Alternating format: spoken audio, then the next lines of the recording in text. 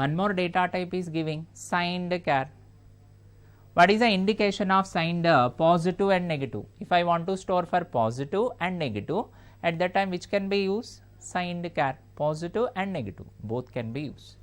You see the syntax of these? Signed char. How to use of that? Signed char variable. Signed char variable. If I use with signed char, what is the memory occupation? 1 byte. 1 byte equal to 8 bits. Signed char also 1 byte, 8 bits.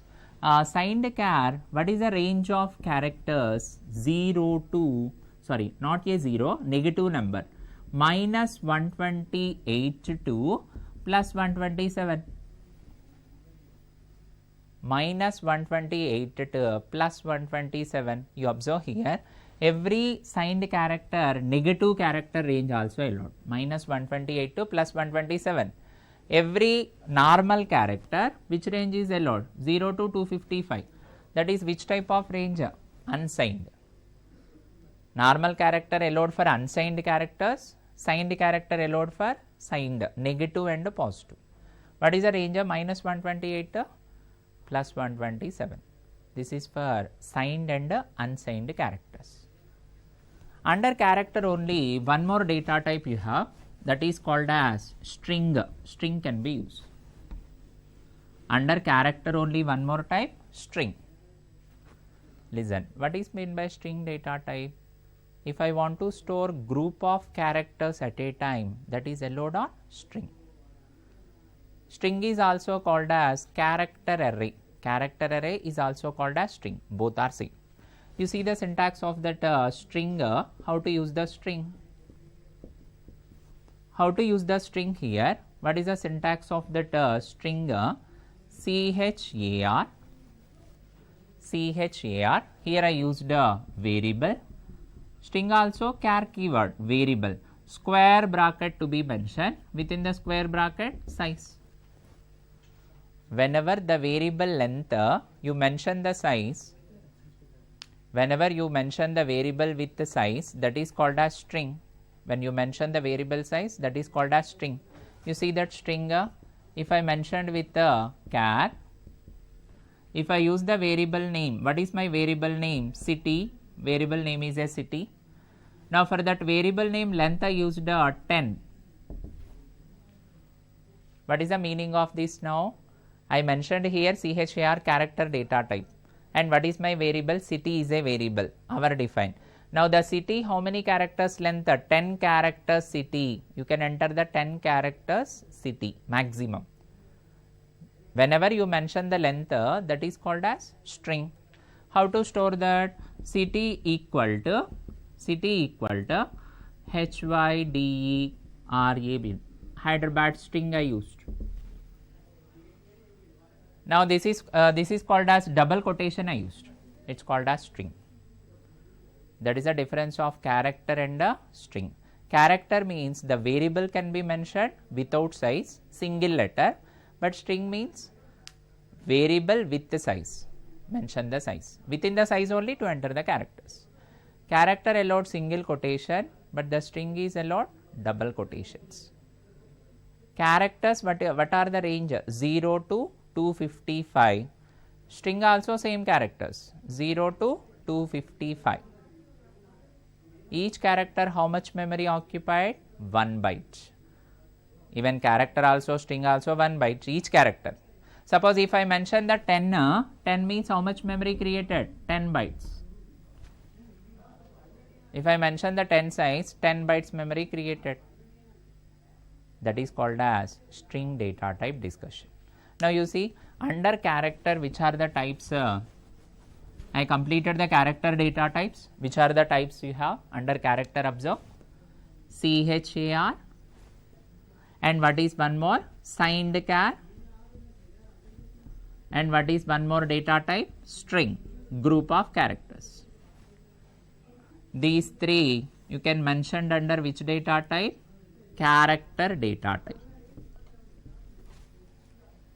These three you can mention character data type. You listen, what are the character data types are there? char, it is nothing but character. Positive characters only allowed 0 to 255. What is meant by signed character? It is allowed negative characters and positive characters. Each character 1 byte. What is meant by string? A group of characters. A group of character called as string. But anyway, these all character data types followed by which character set? ANSI. What is meant by ANSI? American National Standard Institute characters. American characters only followed this. That is called as completely discussion about characters. What is one more data type under C programming language? You see that one more type you have. One more type is decimal. It's called as float type. Under decimal, what is the first type you have? Float. Under decimal, what is the first type you have? Float. What is meant by float? Number with the decimals. Integer is nothing but without decimals. Float is nothing but number only with the decimals. Listen, how it is used the float data type. What is the syntax of float? Float variable, float variable. Float is a keyword, variable is our defined. If I mention the float, what is the memory occupation? Every float data type, what is the memory? 4 bytes. Every float data type memory occupation 4 bytes. 4 bytes memory occupied. 4 bytes means how many bits? 32 bits. And every float data type decimals. I mean how many points can be allowed? Every float data type how many points? 0.00000. 6 zeros. 6 points allowed. Every float data type maximum decimals are 6 points. 6 decimal points are allowed. Float data type 4 bytes memory occupied. And the float data type exponential value also allowed. EXP range. What is meant by EXP? Exponential value, E power values. Logarithmic values also allowed under floats. Like 1.2 E for exponent minus 38 3.4 E power plus 38. 1.2 E power minus 38, exponent value 3.4 E power plus 38. This range of exponential also allowed. Under which data type? Float data type. These values also allowed. That is called as which discussion? Floater. And what is, if I mention some example, check it. Float. I want to enter the temperature, weather temperature. Now the temp is a variable, float is a data type. I want to store the weather temperature. Weather temperature, which data type? Decimals. Temperature equal to 36.5. Now that is valid because you are enter the decimals. If I mention the float without decimal, is it allowed?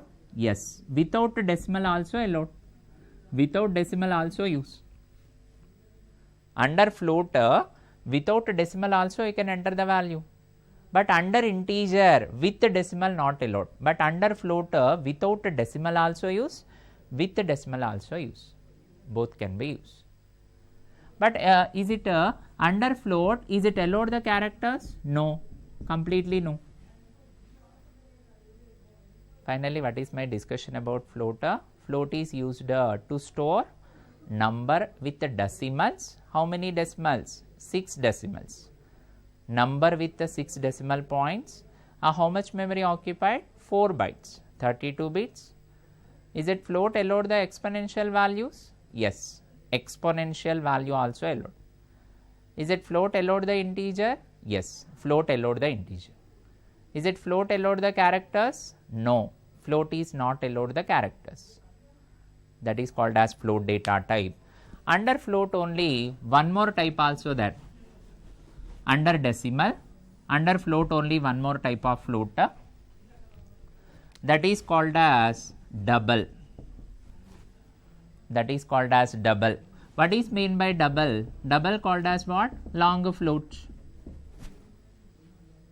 int also there, long integer also there, integer is there, long integer is there. Integer means 2 bytes, long integer 4 bytes. Float is 4 bytes, long float 8 bytes. 8 bytes you have, it is a long float. What is the syntax of double you have? Syntax of double, double can be used variable. If I use with whenever I mention the double, what is the memory occupation? Double data type memory 8 bytes. Double data type memory 8 bytes. When I mention the double data type, what is the decimals? Which points can be allowed? Under decimal, how many decimals are allowed? 0.00 like this. How many points are allowed? 15 points, 15 decimals. Under float 6 points are allowed. Under double long float 15 points are allowed, 15 decimals. And when I mention that float double, exponential range also allowed. Exponential range, what is the range here? 2.3 e power minus 308, 1.7, 1.17 e power plus 308. It is called as exponential value, that is also allowed, exponent value. And for the float, for the double, whenever you are mention the double, how many points are allowed? 15 points. If I take with any example, double temperature equal to 36 point something. I want to enter very large points. I want to enter very large, more than 6. More than 6 points also allowed. That is called as which data type? Double data type. What is the double data type memory occupation? For 8 bytes. Float means 4 bytes. Double is 15 points. Float is 6 points. And under decimal only one more type also there, long double. Under decimal only one more type also there, long double. Long double. What is meant by long double? Long float. Long float. Long double. What is meant by long double? Long float. You see that long float. If I mentioned with long double, variable. When I mention the long double, what is the memory occupation? Memory occupation 10 bytes. 10 bytes. For the long double, when I mention the long double, what is the decimals? Decimal points. How many decimal points are allowed? 0.00 like this, 19 points. 19 decimals allowed. 19 decimal points allowed. Exponential range also allowed. Exponential range, e power values. 3.4 e power 4932. 1.1 e power plus 4932. Exponent values also allowed. Finally, what is my conclusion? Under decimal, which are the data types are there under decimal? Float, double and long double. Float means 4 bytes, 6 points. Double means 8 bytes. How many points allowed? 15 points. Long double means 10 bytes. How many decimal points allowed? 19 points. These are under decimal data types. Finally, you see that which are the data types you have. Finally, I completed the data types. I want to see that final data types. I want to use of that. Which are the final data types? I discussed the integer types. Now for the integer, what are the integer types? What are the integer types I used? Signed int I have, unsigned int I have, unsigned integer is there, and what is one more you have? Long int, long integer, and what is one more you have? Unsigned long int. This is integer types. After that I discussed the character types. Which are the character types I used? Generally normal char, it's called as unsigned char. And what is one more type of char? Signed char. What is one more type of data? String. That is under character types. And what is one more data type I used? Decimals. Decimal data types I discussed. Which are the decimal data types I have? Float. And what is one more? Double. What is one more? Long double. Finally, these are the complete C language built-in data types. These are called as predefined data types or basic data types. In the next session, I discussed the user-defined data types. That is, when I start the program, I discussed in the next sessions. In the next session, I discussed with C language operators, which are the operators in C language. That can be discussed in the next session. Thank you for viewing.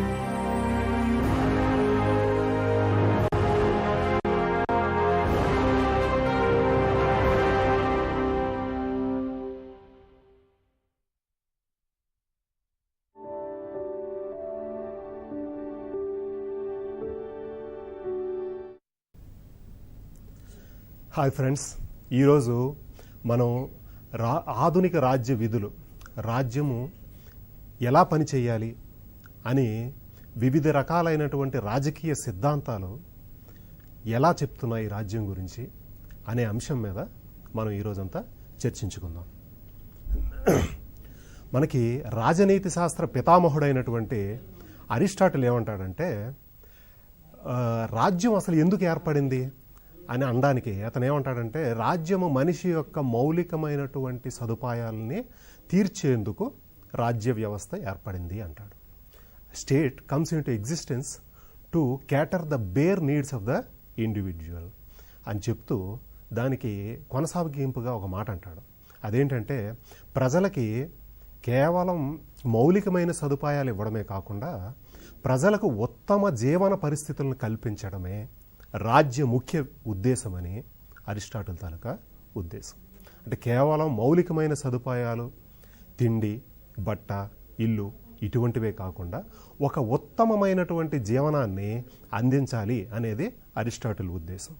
అయితే ఇక్కడ ఈ ఉత్తమమైనటువంటి జీవితం అంటే ఏంటి, మానవుడికి ఉత్తమమైనటువంటి జీవితం అంటే ఏంటి అనే దాంట్లో చాలామంది రాజనీతి శాస్త్రజ్ఞులకి వివిధ రకాలైనటువంటి డౌట్లు తలెత్తాయి అనమాట. అసలు ఈ ఉత్తమం what does good state mean, ఒక మంచి జీవితము, ఒక మంచి రాజ్యము అంటే అది ఎలా ఉంటుంది అనే దాంట్లో చాలామంది చాలా రకాలైనటువంటి రాజకీయ సిద్ధాంతాలని తీసుకొచ్చారు.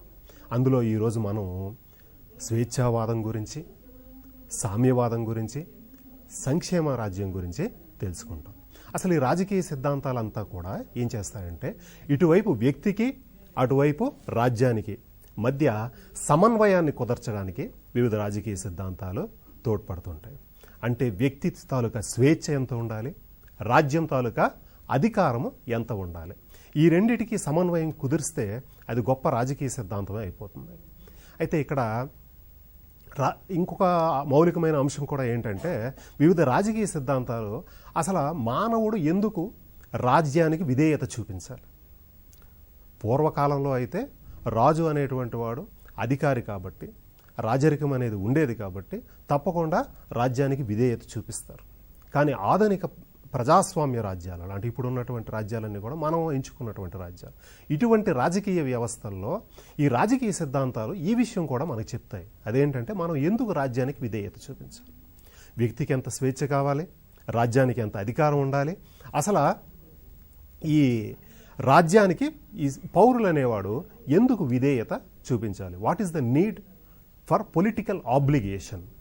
దీనికి సమాధానమే వివిధ రాజకీయ సిద్ధాంతాలు.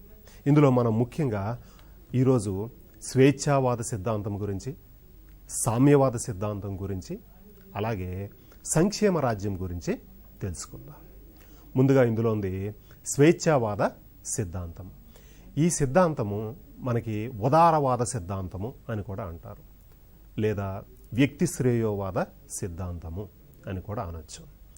ఇది ఇంగ్లీష్లో దీన్ని లిబరలిజం అంటాం. లిబరలిజం లేదా ఇండివిజువలిజం. తొలితరం తాలూకా స్వేచ్ఛావాద లక్షణాలన్నీ మనకి వ్యక్తి శ్రేయోవాద సిద్ధాంతంలో కనిపిస్తాయి. సో దీన్ని మీరు వ్యక్తి శ్రేయోవాద సిద్ధాంతం అనండి, స్వేచ్ఛావాద సిద్ధాంతం అనండి, ఉదారవాద సిద్ధాంతం అనండి. ఈ సిద్ధాంతం తాలూకా మౌలిక లక్షణం ఏంటంటే వ్యక్తికి స్వేచ్ఛ ఎక్కువ ఉండాలి, రాజ్యానికి అధికారం చాలా తక్కువగా ఉండాలి. అసలు ఈ ఉదారవాదము తాలూకా మౌలికమైనటువంటి పునాదుల్ని మనం జాన్ లాక్ తాలూకా సిద్ధాంతంలో తెలుసుకోవచ్చు. మీ అందరికీ తెలుసు, జాన్ లాక్ అనే అతను దీన్ని ఒక సోషల్ కాంట్రాక్ట్లో మనకు ముఖ్యంగా జాన్ లాక్ వస్తాడు.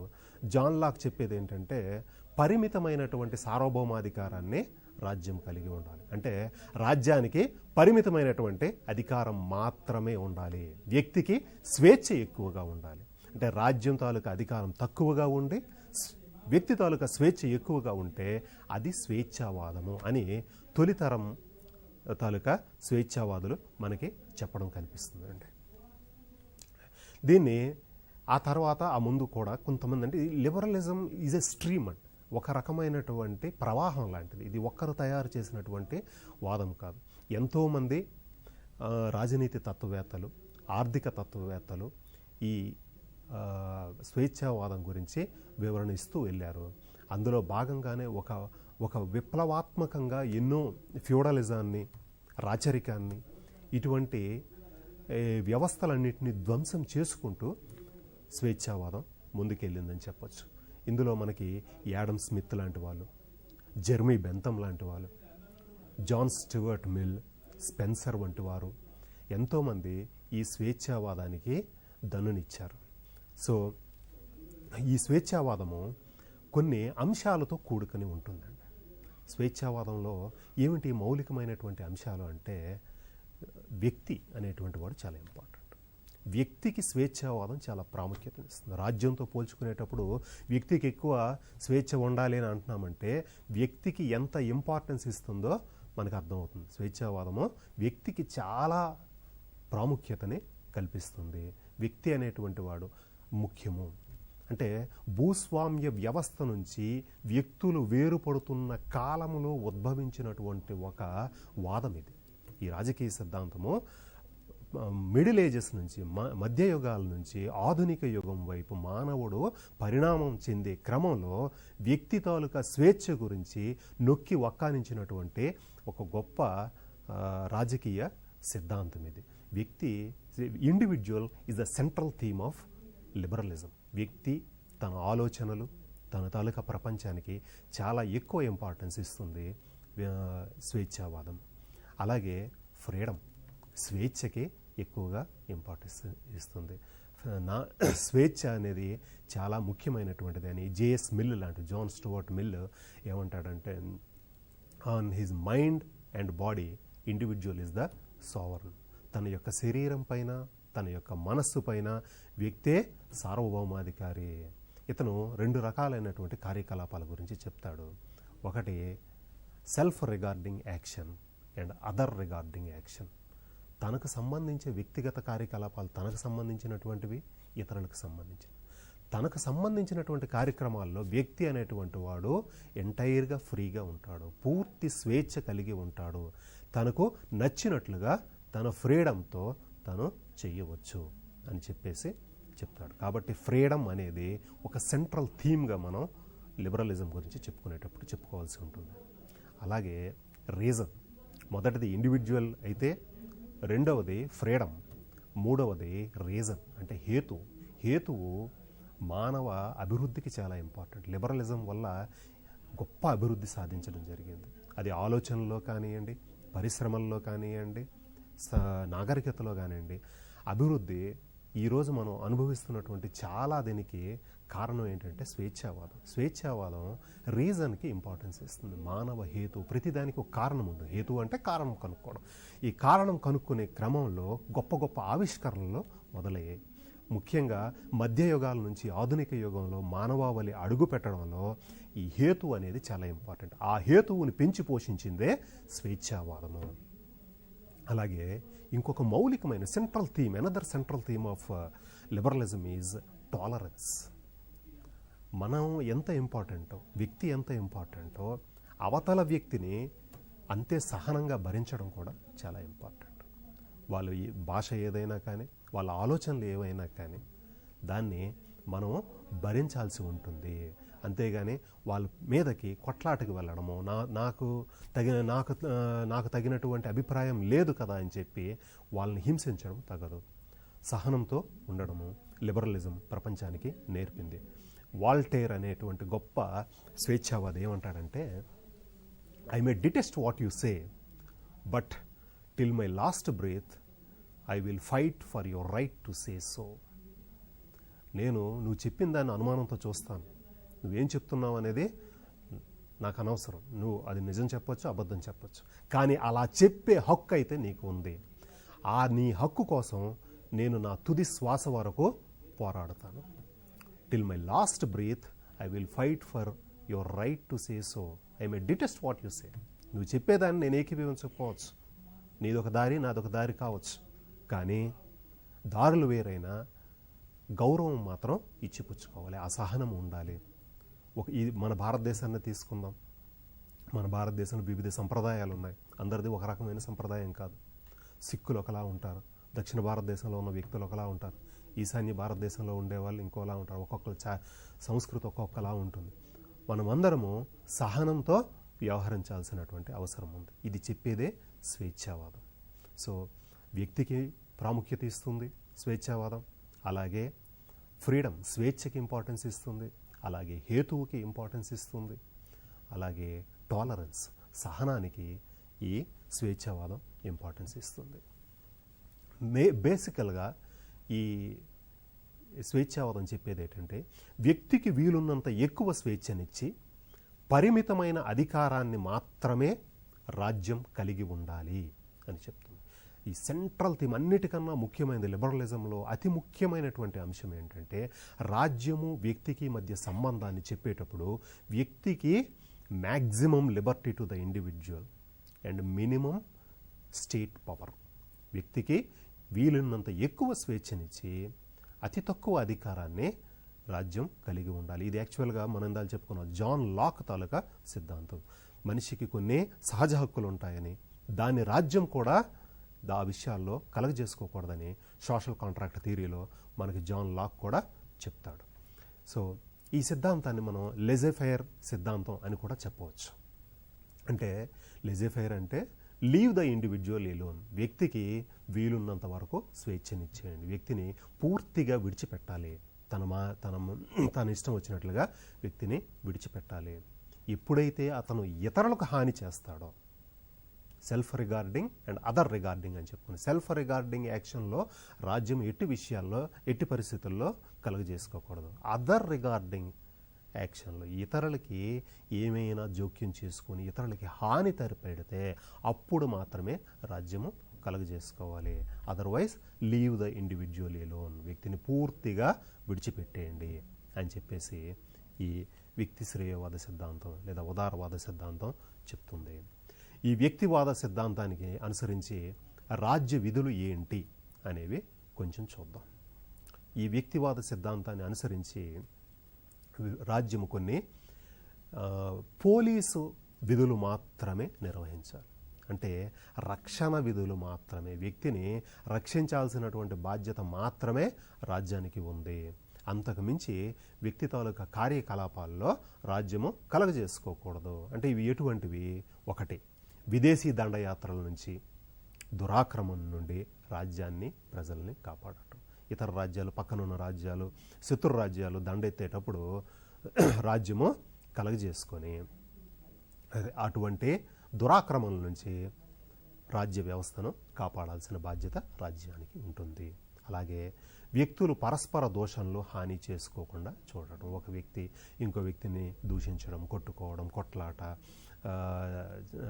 చావు ఇటువంటివి హింసించడం ఇటువంటివి లేకుండా చూడాల్సినటువంటి బాధ్యత రాజ్యం. అంటే కరెక్ట్గా చెప్పాలంటే సివిల్ అండ్ క్రిమినల్ ఇష్యూస్ అండి. సివిల్ పౌరులకు ఇబ్బంది కలిగించేటువంటి అంశాలు కానీ, క్రిమినల్ నేర కార్యకలాపాలను కానీ అదుపు చేయాల్సినటువంటి బాధ్యత రాజ్యానికి ఉంటుంది. అందులోనే మూడోది అక్కడ ఉంది, వ్యక్తుల తాలూకా ఆస్తుల్ని కాపాడడం. ప్రాపర్టీ రైట్ అనేది స్వేచ్ఛావాదులు చాలా గొప్పగా భావిస్తారు. ప్రతి వ్యక్తికి ఆస్తి చాలా గొప్పగా చూసుకుంటారు కాబట్టి ఆ ఆస్తిని కాపాడాల్సినటువంటి బాధ్యత రాజ్యానికి ఉంటుంది అని చెప్పేసి ఈ వ్యక్తి శ్రేయవాదులు లేదా ఉదారవాదులు చెప్తారు. అలాగే ప్రజల మధ్య ఒప్పందాల ఉల్లంఘన, ఒకవేళ కాంట్రాక్ట్ ఏదైనా ఇద్దరు వ్యక్తులు కాంట్రాక్ట్ చేసుకొని ఒక ఒప్పందానికి వచ్చి దాన్ని ఎవరైనా చీటింగ్ చేయడం కానీ లేకపోతే ఆ ఒప్పందాన్ని ఉల్లంఘించడం కానీ జరిగితే అలాంటి సందర్భాల్లో మాత్రమే రాజ్యము అడుగు పెట్టాలి, తప్పితే మామూలు అంశాల్లో రాజ్యము అడుగు పెట్టకూడదు. అలాగే ఇక్కడ బలహీనులకు రక్షణ కల్పించడం, బలహీనులకి కాస్త ఊరటనిచ్చేటువంటి పనులు చేయాలని, రోగాల నుంచి ప్రజలకి రక్షణ కల్పించాలని చెప్తుంది స్వేచ్ఛావాదం. అయితే ఈ 5, 6 ఇప్పుడు చెప్పిన లాస్ట్ 2 పాయింట్స్, బలహీనులకు రక్షణ కల్పించడం కానీ రోగాల నుండి ప్రజల్ని రక్షణ కల్పించడం కానీ, ఈ రెండిట్లు నిజంగా రాజ్య వ్యవస్థ చెయ్యాలా అన్న దాని మీద స్వేచ్ఛావాదుల్లో చాలామందికి వైరుధ్యమైనటువంటి అభిప్రాయాలు ఉన్నాయి. అందరూ దీన్ని ఏకీభవించారు. బలహీనులకు నిజంగా రక్షణ కల్పించాలా రాజ్యం అనే దాని మీద ఒక ఏకాభిప్రాయం అయితే స్వేచ్ఛావాదుల్లో లేదు. అలాగే రోగుల నుంచి ప్రజలకి రాజ్యం రక్షణ కల్పించాలా అనే దాంట్లో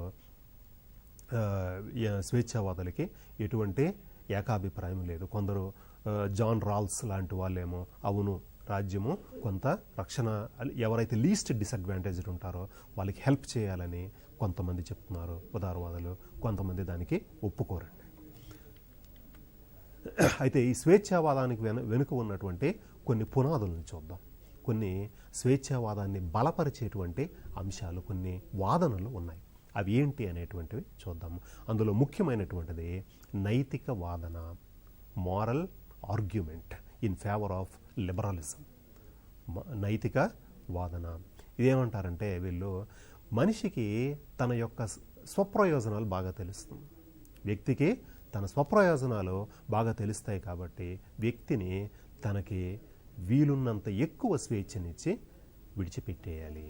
వ్యక్తి ఆంతరంగికమైనటువంటి అంశాల్లో రాజ్యము తలదూర్చకూడదు అని చెప్పేసి ఈ నైతికవాదం చెప్తుందన్నమాట. అంటే జేఎస్ మిల్ ఒక మాట అంటాడు, the only thing that is warranted against one particular individual is to contain harm to others. ఇతరులకి ఏమైనా ఇబ్బంది పెట్టే క్రమంలోనే ఒక వ్యక్తిని అదుపు చెయ్యాలి తప్పితే మామూలుగా అతని స్వేచ్ఛకి ఎటువంటి భంగము వాటిల్లకూడదు. తన పూర్తిగా వ్యక్తి అనేటువంటి వాడు పూర్తి స్వేచ్ఛాజీవి. ఆన్ లిబర్టీ అనేటువంటి గ్రంథాన్ని జేఎస్ మిల్ రాశాడు.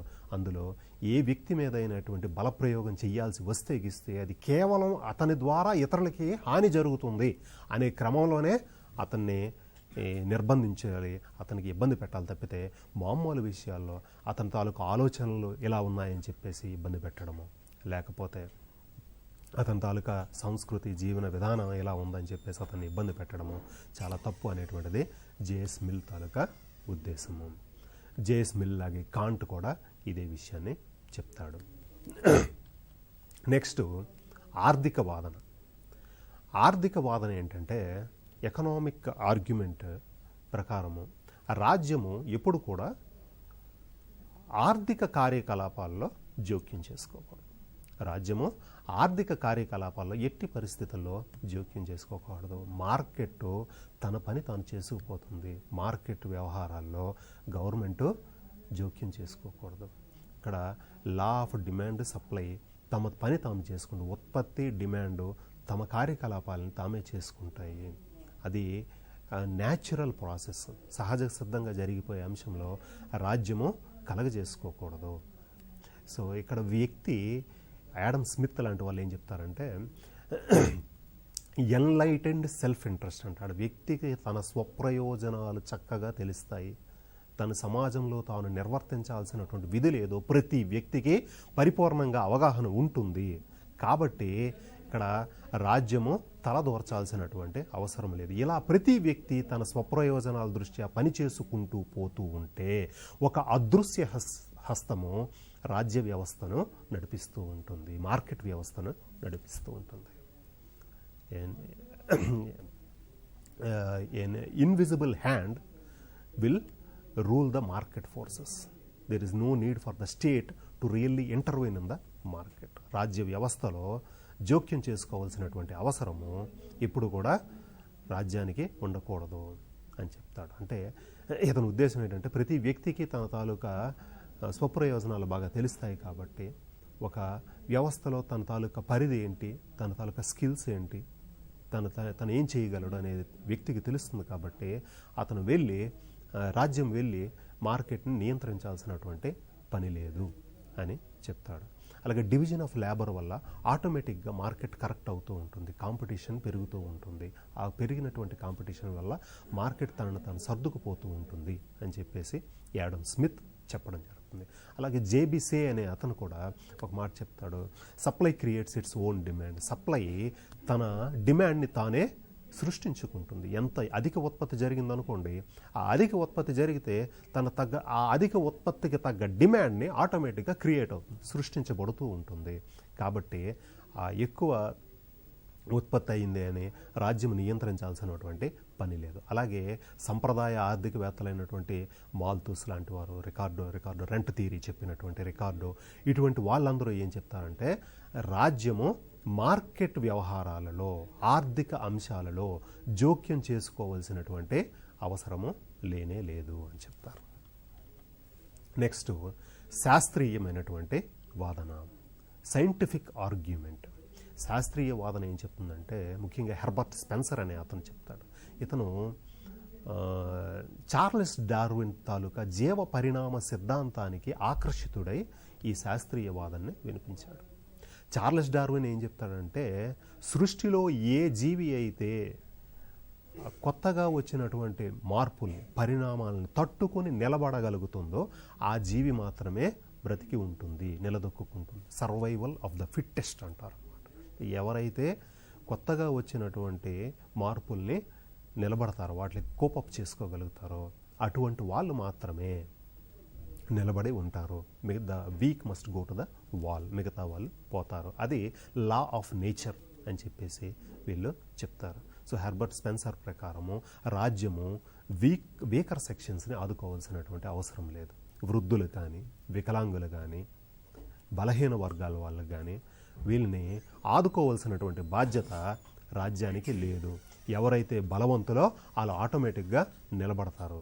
నిలబడి ఆటోమేటిక్గా సృష్టి, అలాగే రాజకీయ వ్యవస్థ ఇవన్నీ కూడా నిలదొక్కుంటాయి. తప్పితే రాజ్యం జోక్యం చేసుకొని బలహీన వర్గాల వాళ్ళకి సదుపాయాలు కల్పించాల్సినటువంటి అవసరం లేదు అని చెప్పేసి శాస్త్రీయ వాదన మనకి చెప్తోంది. నెక్స్ట్ రాజకీయ వాదన.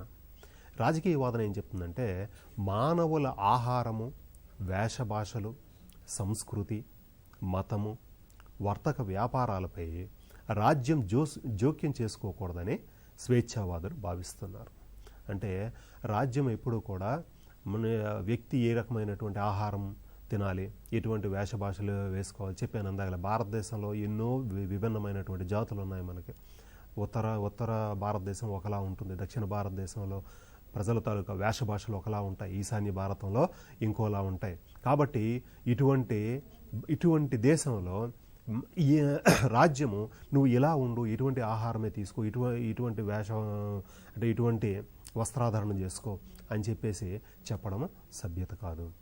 సో వీళ్ళు ఏమంటారంటే రాజ్యము తాలూకా జోక్యము అనవసరము అని చెప్తారు. State for these people, for liberals is a necessary evil. అవసరమైనటువంటి క్లేశం అంటే చెడు. రాజ్యము చెడ్డది, చాలా చెడ్డది. ఎందుకు? అధికారం ఉంటుంది రాజ్యం దగ్గర. కాబట్టి రాజ్యం అనేటువంటిది చాలా చెడ్డది, కానీ అవసరమైనటువంటి చెడు. అందుకే వీళ్ళు ఒక మాట అంటారు, that government is the best which governs the least. ఏ రాజ్య వ్యవస్థ అయితే తక్కువగా కార్యకలాపాలు నిర్వర్తిస్తుందో అదే మంచి రాజకీయ వ్యవస్థ. That government is the best which governs the least. అతి తక్కువగా పరిపాలన చేసి ప్రజల విషయంలో అతి తక్కువగా జోక్యం చేసుకునేటువంటి రాజకీయ వ్యవస్థే మంచి రాజకీయ వ్యవస్థ అని చెప్పేసి వీళ్ళు చెప్తారు. ఇప్పుడు కొత్తగా అంటే 1980 తరువాత మనకి నయా ఉదారవాదం వచ్చింది. అంటే ఈ సంప్రదాయ ఉదారవాదం పోయి తర్వాత మనకి సంక్షేమ రాజ్య కార్యకలాపాలు పెరిగిన తర్వాత మళ్ళీ రాజ్యం తాలూకా జోక్యం అవసరం లేదు. సంక్షేమ రాజ్యం వచ్చేటప్పటికి రాజ్యం తాలూకా జోక్యం పెరిగింది, మళ్ళీ అది అవసరం లేదని 1980 ప్రాంతం నుంచి మనకి నయా ఉదారవాదులు చాలామంది, వీళ్ళు చాలామంది బతికే ఉన్నారండి. ఫెడ్రిక్ హేయక్ కానీ, మిల్టన్ ఫ్రైడ్మెన్ కానీ, రాబర్ట్ నాజిక్ కానీ వీళ్ళని మనం చెప్పుకోవచ్చు. ఇందులో ఫెడ్రిక్ హేయక్ అనేటువంటి వ్యక్తి రోడ్ టు సర్ఫడమ్ అనేటువంటి పుస్తకాన్ని రాశాడు. ఇతని తాలూకా ఆలోచనలకి ప్రభావితమైనటువంటి ఆనాటి బ్రిటిష్ ప్రధానమంత్రి మార్గరెట్ థాచర్ ఇతని తాలూకా ఆలోచనల్ని ఇంగ్లాండ్లో ఇంప్లిమెంట్ చేయడం జరిగింది. అలాగే మిల్టన్ ఫ్రైడ్మెన్ ఒక అద్భుతమైనటువంటి పుస్తకం రాశాడు, క్యాపిటలిజం అండ్ ఫ్రీడమ్, పెట్టుబడిదారీ ఆర్థిక వ్యవస్థ, స్వేచ్ఛ. ఇతని ఉద్దేశం ఏంటంటే ఈ రెండు కూడా అవినాభావ సంబంధం, అవిభక్త కవలలు అంటారు. అంటే ఇండివిజిబుల్ ట్విన్స్ అనమాట. ఇవి పెట్టుబడిదారీ వ్యవస్థ, స్వేచ్ఛ, ఈ రెండు కూడా కలిసే వెళ్ళాలి. కాబట్టి రాజ్యము జోక్యము అనవసరము. స్వేచ్ఛ అంటే మనకు ఉండేటువంటి ప్రజాస్వామ్య వ్యవస్థ, అటుపక్క ఉండేటువంటి పెట్టుబడిదారీ వ్యవస్థ, ఈ రెండు కూడా చాలా దగ్గర సంబంధంతో కలిగి ఉంటాయి అని చెప్పేసి మిల్టన్ ఫ్రైడ్మెన్ చెప్పడం జరిగింది. దీంతోపాటు ఇతనికి ఎకనామిక్స్లో నోబెల్ ప్రైజ్ కూడా వచ్చిందండి. అలాగే రాబర్ట్ నాజిక్ అనే అతను స్టేట్ అండ్ యూటోపియా, రాజ్యము ఊహాచిత్రం అనేటువంటి ఒక పుస్తకాన్ని రాయడం జరిగింది. ఇందులో ఇతను ఏం చెప్తాడంటే నాజిక్ స్టేట్ అనేది ఒక నైట్ వాచ్మెన్ లాంటిది, రాత్రి ఉండేటువంటి ఒక కాపలాదారు లాంటిది రాజ్య వ్యవస్థ, అంతకు మించి దీనికి ఎటువంటి పాత్ర లేదు అని చెప్పేసి ఈ నయా ఉదారవాదం వీళ్ళు ముగ్గురు కూడా ఫెడరిక్ హేయక్ కానీ, లేకపోతే మిల్టన్ ఫ్రైడ్మెన్ కానీ, రాబర్ట్ నాజిక్ కానీ, వీళ్ళు ముగ్గురు కూడా మనకి నయా ఉదారవాదం చెప్పారు. ఇప్పుడు ఉన్నటువంటి వ్యవస్థ, గ్లోబలైజేషన్ వ్యవస్థ కూడా సుమారుగా వీళ్ళ తాలూకా ఆలోచనల మీద నుంచి నడుస్తుందని మనం చెప్పుకోవచ్చు. ఇది స్వేచ్ఛావాదం గురించి. ఇప్పుడు సామ్యవాదం గురించి తెలుసుకుందాం.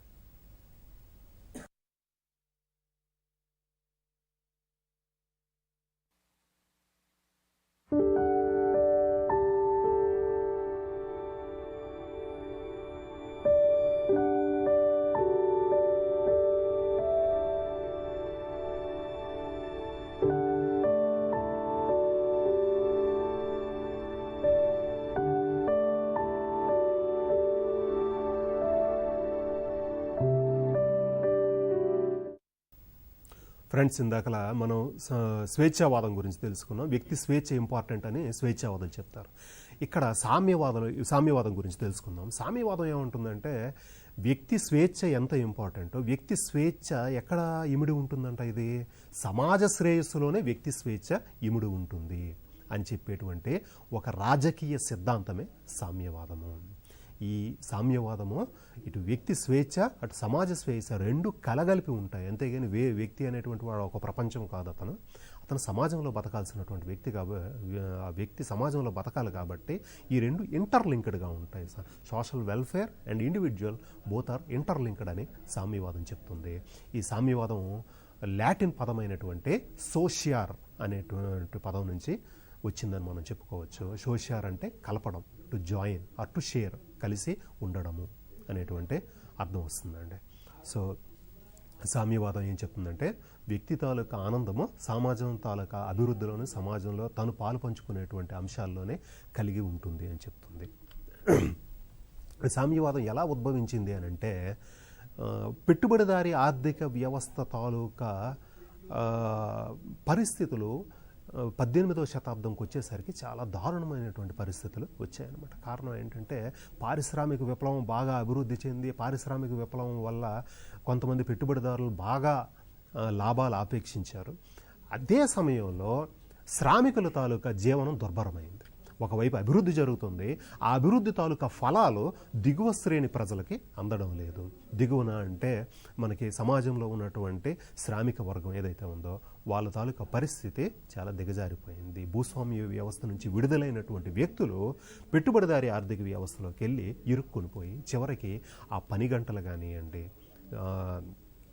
చంటిపిల్ల చివరి 18వ శతాబ్దం చివరిలో 19వ శతాబ్దం తొలినాళ్ళలో మనం చూడవచ్చు. ఇటువంటి దుర్భరమైనటువంటి పరిస్థితులకి చలించినటువంటి కొంతమంది సామ్యవాదాన్ని వెలుగులోకి తీసుకొచ్చారు. 1833లో పూర్ మ్యాన్స్ గార్డెన్ అనేటువంటి పుస్తకంలో మొట్టమొదటిసారిగా సోషలిజం అనేటువంటి పదాన్ని రాబర్ట్ ఓవెన్ అనేటువంటి వ్యక్తి వాడడం జరిగింది. అయితే వీళ్ళేంటంటే పారిశ్రామిక విప్లవం వల్ల వచ్చినటువంటి ఇబ్బందుల్ని అధిగమించి పోటీ స్థానంలో సహకారం కావాలి అనేటువంటి ఉద్దేశంతో వీళ్ళు చెప్పడం జరిగింది. ఈ సామ్యవాదం చాలా రకాలైనటువంటి సామ్యవాద సిద్ధాంతాలు ఉన్నాయండి. ఒకటి కాదు, చాలా రకాలైనటువంటి సిద్ధాంతాలు ఉన్నాయి. ఇందులో మొట్టమొదటిసారిగా మనం చెప్పుకోవాల్సింది ఊహాజనిత సామ్యవాద సిద్ధాంతము, యూటోపియన్ సోషలిజం అని అంటాము. లేదా అసలు యాక్చువల్గా ఈ పదాన్ని మార్క్స్ వాడాడు. ఊహాజనిత సామ్యవాదులు అని వీళ్ళకి పేరు పెట్టింది ఎవరు అంటే కార్ల్ మార్క్స్ పేరు పెట్టాడు. ఈ ఊహాజనిత సామ్యవాదము అనే కన్నా అసలైన పదం ఏంటంటే తొలితరం సామ్యవాదం. దీన్ని చెప్పినటువంటి వాళ్ళు రాబర్ట్ ఓవెన్, సెయింట్ సైమన్, అలాగే చార్లెస్ ఫోరియర్ లాంటి వాళ్ళు. వీళ్ళు రాబర్ట్ ఓవెన్, చార్లెస్ ఫోరియర్ వీళ్ళు కూడా ఒక రకమైనటువంటి పెట్టుబడిదారులే. కానీ ఆ పెట్టుబడిదారీ ఆర్థిక వ్యవస్థలో ఉన్నటువంటి అసమానతలను చూసి చలించి ప్రొడ్యూసర్స్ కోఆపరేటివ్ని ఏర్పాటు చేయడం జరిగింది. ఉత్పత్తిదారుల తాలూకా సంఘాన్ని ఏర్పాటు చేసి శ్రామికుల తాలూకా పరిస్థితిని మెరుగుపరిచేందుకు వీళ్ళు కృషి చేశారు. రాబర్ట్ ఓవెన్ కానివ్వండి, సెయింట్ సైమన్ కానివ్వండి, చార్లెస్ ఫోరియర్ లాంటి వాళ్ళు. అలాగే ఆ తర్వాత వచ్చినటువంటి ఇంకొక wave of socialism is Fabian socialism.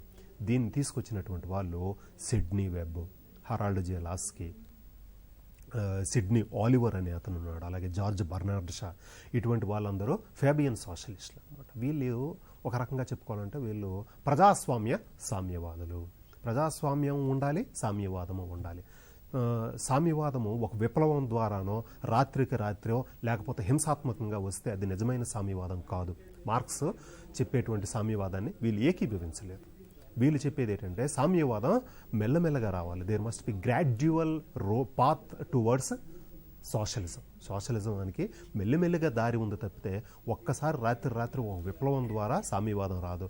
ప్రజాస్వామ్య క్షేత్రాలన్నింటినీ మెల్లిగా ప్రజాస్వామ్య పద్ధతుల్లో ఆక్రమించుకొని తద్వారా శ్రామికుల తాలూకా జీవనాన్ని మెరుగుపరుచుకోవాలి అని చెప్పేటువంటి ఒక సిద్ధాంతమే ఈ ఫాబియన్ సోషలిజం. ఈ ఫాబియన్ అనే పదం ఎక్కడి నుంచి వచ్చిందంటే ఇంగ్లాండ్లో ఒక ఆర్మీ జనరల్ పేరు ఇది ఫాబియన్. అతని ఉద్దేశం ఏంటంటే మెల్లిమెల్లిగా ఆక్రమణ జరగాలి, యుద్ధంలో ముందుకెళ్ళాలంటే మెల్లిమెల్లిగా అడుగులేసుకుంటూ వెళ్ళాలి, రాత్రి ఒక్కసారిగా పెద్ద ఎత్తున యుద్ధాన్ని తీసుకురాకూడదు. అలా చేస్తే ఏమవుతుందంటే సైనికుల తాలూకా శక్తి నిర్వీర్యమైపోతుంది, ఒక్కసారిగా వాళ్ళకి ఇబ్బందులు ఏర్పడే అవకాశం ఉంది. కాబట్టి మెల్లిమెల్లిగా యుద్ధం జరగాలి అనేటువంటిది ఫాబియన్ తాలూకా ఉద్దేశం. ఆ ఫాబియన్ తాలూకా ఉద్దేశాన్ని ఈ సామ్యవాదులు తీసుకున్నారు కాబట్టి వీళ్ళని ఫాబియన్ సోషలిస్టులు అంటామన్నమాట. నెక్స్ట్ అలాంటిది ఇంకొక సోషలిజం ఉందండి, దాని పేరు గిల్డ్ సోషలిజం. ఇది GDH కోల్, హాబ్సన్ లాంటి వాళ్ళు చెప్పారు. ఈ గిల్డ్ సోషలిజం అంటే ఏంటంటే వృత్తి సంఘాల ద్వారా సామ్యవాదాన్ని ఏర్పాటు చేయడం. మనకి ఫాబియన్ సోషలిస్టులు ఏం చెప్తున్నారంటే ప్రజాస్వామ్యబద్ధంగా సామ్యవాదం రావాలి అని చెప్తే, గిల్డ్ సోషలిస్టులు ఏమంటారంటే నిజమే ప్రజాస్వామ్యబద్ధంగా సామ్యవాదం రావాలి, కానీ ఆ ప్రజాస్వామ్యం ప్రాదేశిక నియోజకవర్గాల ద్వారా కాదు, కాన్స్టిట్యూయన్సీ ఇప్పుడు మనకు ఉండేటువంటి నియోజకవర్గాల ద్వారా ప్రజాస్వామ్యాన్ని ఏర్పాటు చేయడం చాలా కష్టము. వృత్తి సంఘాల ద్వారా ఒక్కొక్క వృత్తికి వాళ్ళు శాసనసభలో అడుగుపెట్టాలి. రైతులు వాళ్ళని రిప్రజెంట్ చేసేటువంటి వాళ్ళు శాసనసభలోకి అడుగుపెట్టాలి. ఉపాధ్యాయులు వాళ్ళకి ప్రాతినిధ్యం వహించేటువంటి వాళ్ళు శాసనసభలోకి అడుగుపెట్టాలి అని చెప్పేటువంటి వాళ్ళు గిల్డ్ సోషలిజం. ఒక్కొక్క వృత్తి, గిల్డ్ అంటే వృత్తి, ఆ వృత్తుల్లో నుంచి వెళ్ళినటువంటి వాళ్ళు ఆ వృత్తికి న్యాయం చేకూరుస్తూ శాసనసభలో వాళ్ళ పక్షాన నిలబడి ఒక్కొక్క వృత్తి తరపున మాట్లాడగలరు అని చెప్పేవాళ్ళే ఈ గిల్డ్ సోషలిస్టులు అనమాట. ఇక ఇంకొక సామ్యవాదం ఉంది, అది మార్క్సిజం. దీన్నే కమ్యూనిజం అంటారు లేదా శాస్త్రీయ సామ్యవాదం. అన్నిటికన్నా చాలా ప్రభావితం చూపినటువంటి గొప్ప సామ్యవాదం ఏదైనా ఉంది అంటే అది మార్క్సిజం. మార్క్స్ ప్రవచించినటువంటి సామ్యవాదాన్ని మనం మార్క్సిజం అనండి, కమ్యూనిజం అనండి, శాస్త్రీయ సామ్యవాదం అనండి. ఇది ఎందుకు మార్క్స్ తాలూకా ప్రభావం గట్టిగా ఉందంటే, ఒకటి శాస్త్రీయంగా సామ్యవాదాన్ని ఎక్స్ప్లెయిన్ చేయడానికి ఇతను ప్రయత్నం చేశాడు. ఇతని తాలూకా ప్రభావం కూడా శ్రామికుల్లో అంత బలంగా పడింది అనమాట. అందుకే ఇప్పుడు చెప్పుకుంటే సామ్యవాదం అని అంటే చాలామంది కమ్యూనిజం అని అంటారు. ఇది సామ్యవాదంలో ఒక రకం మాత్రమే కమ్యూనిజము. అయితే ఇతని తాలూకా మార్క్స్ తాలూకా ప్రభావం వలన ఆ తర్వాత ఆచరణాత్మకంగా దాన్ని ముందుకు తీసుకెళ్ళినటువంటి వాళ్ళు కూడా చాలామంది ఉన్నారు. కాబట్టి మనకి కమ్యూనిజం అంటే సోషలిజం అంటే కమ్యూనిజం అనే ఒక అవగాహన ఉంది. నిజానికి సోషలిజంలో ఒక సోషలిజం కమ్యూనిజం, రైట్?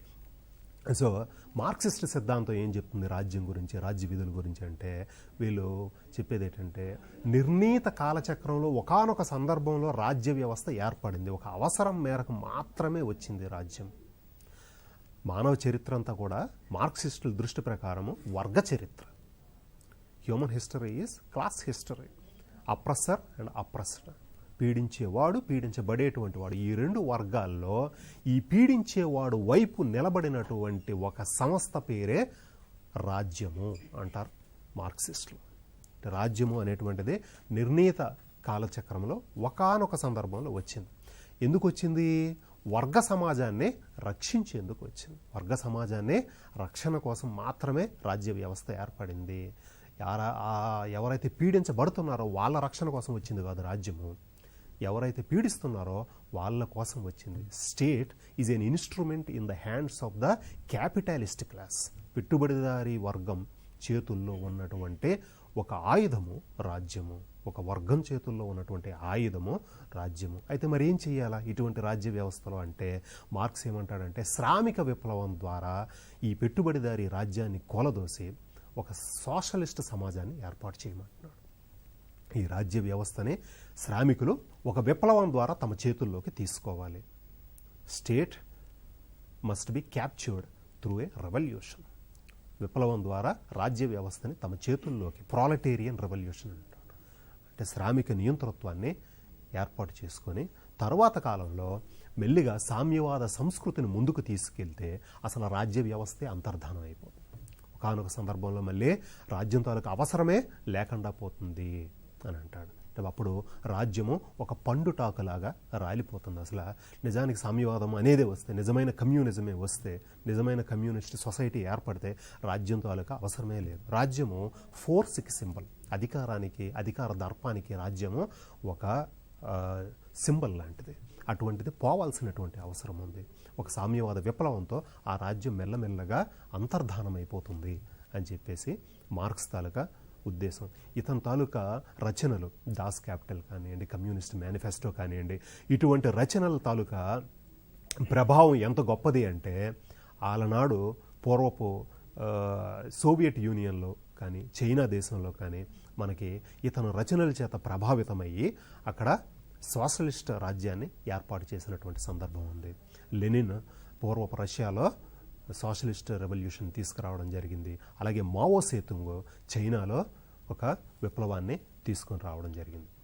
సో సామ్యవాదం తాలూకా ప్రధానమైనటువంటి లక్షణాలు చూద్దామండి ఇప్పుడు. ఒకటి, వీళ్ళు సమాజానికి ప్రాధాన్యత ఇస్తారు. వ్యక్తికి కాదు, సమాజానికి ప్రాధాన్యత ఇస్తారు. ప్రతి ఒక్క సమాజ వనరులన్నింటినీ అందరూ వినియోగించుకోవాలి అనేటువంటి ఉద్దేశంతో వీళ్ళు మాట్లాడతారు. వీళ్ళ భాష కూడా మీరు గమనిస్తే కామ్రేడ్స్ అంటారు. Individual will not be an individual in a socialist tradition. He will be A comrade, he will be A brother. అలాగే పెట్టుబడిదారీ వ్యవస్థని రద్దును వీరు కోరుకుంటారు. పెట్టుబడిదారీ వ్యవస్థ కొద్దిమంది పెట్టుబడిదారుల చేతుల్లో, వాళ్ళ జేబుల్లో మొత్తం రాజకీయ వ్యవస్థ అంతా ఉంటుంది కాబట్టి, పెట్టుబడిదారీ వ్యవస్థ మనుషుల మధ్య పోటీని నెలకొల్పుతుంది కాబట్టి అటువంటి వ్యవస్థ రద్దుని వీరు కాంక్షిస్తారు. అలాగే మూడవది, సమానత్వ భావన పట్ల నమ్మకము. వీళ్ళు communism is nothing but equality. అందరూ సమానం. అంటే సమానం అంటే పరిపూర్ణమైనటువంటి ఆర్థిక సమానత్వం కాదు, కానీ వీళ్ళు చెప్పేది ఏంటంటే ఆ సమానత్వము హోదాలోను, ఆలోచనల్లోనూ అందరూ సమానం. మనిషి అనేటువంటి వాడే సమానమైనటువంటి వాడు. ప్రాపర్టీ అనేది ఒక థెఫ్ట్ లాంటిది. Inequality arises out of properties imbalances అనేసి మార్క్స్ అంటాడు. ఆస్తుల్లో ఉన్నటువంటి అసమానత్వం నిజమైన అసమానత్వానికి కారకాలుగా నిలబడతాయి అనేది మార్క్స్ తాలూకా ఉద్దేశం. అలాగే భౌతిక వనరులపై సామాజిక యాజమాన్యం. ఈ భౌతిక ఒక దేశంలో ఉన్నటువంటి వనరులన్నింటి మీద అందరికీ యాజమాన్యం, ఆ దేశంలో ఉన్నటువంటి ప్రజలందరికీ ఆ యాజమాన్యం ఉండాలి అని చెప్పేసి వీళ్ళ ఉద్దేశం. మన భారతదేశ రాజ్యాంగాన్ని తీసుకున్న 39 అధికరణం BCలో మనకి ఇవే అంశాలు కనిపిస్తాయి.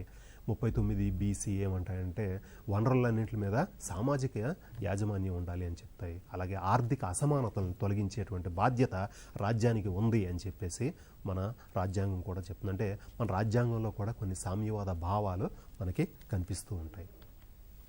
అలాగే కేంద్రీకృత ప్రణాళికా వ్యవస్థ, సెంట్రలైజ్డ్ ప్లానింగ్ సిస్టమ్.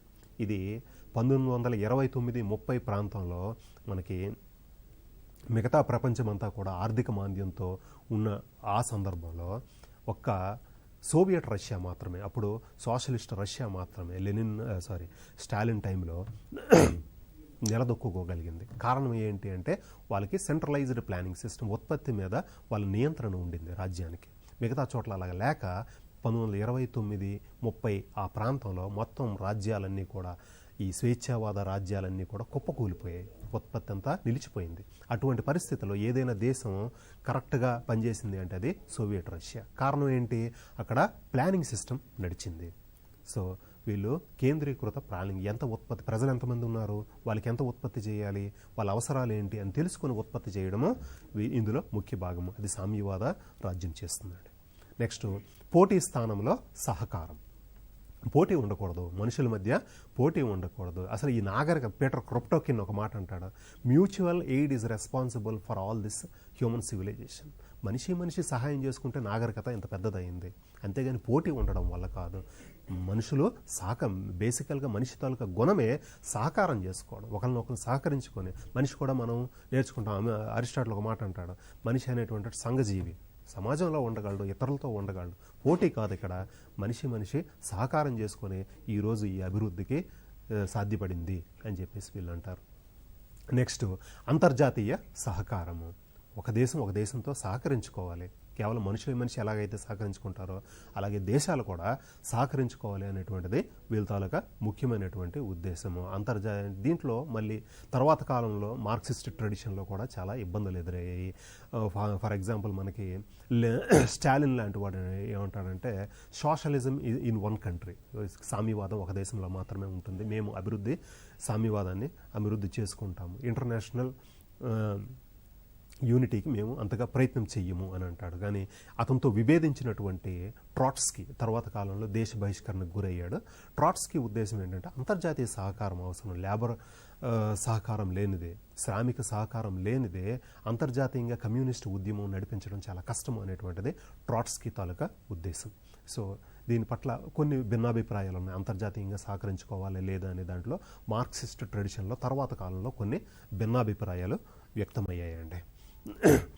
దీంతో మనం సామ్యవాదం గురించి తెలుసుకున్నాం. ఇంతవరకు స్వేచ్ఛావాదం అయింది, సామ్యవాదం అయింది. తరువాత ఇంకొక కాన్సెప్ట్ సంక్షేమ రాజ్యం గురించి తెలుసుకుందాం.